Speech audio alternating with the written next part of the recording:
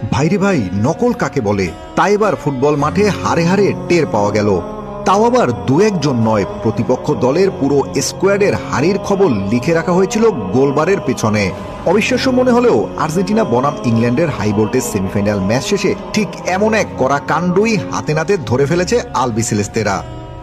Match শেষ হতেই যখন মাঠ জুড়ে জয় উদযাপনে মেতে উঠেছিলেন লিওনেল মেসিরা, ঠিক তখনই গোলবারের পিছনে তাদের চোখে পড়ে ইংল্যান্ডের গোলরক্ষক জর্ডান পিকফোর্ডের ফেলে যাওয়া পানির বোতলটি।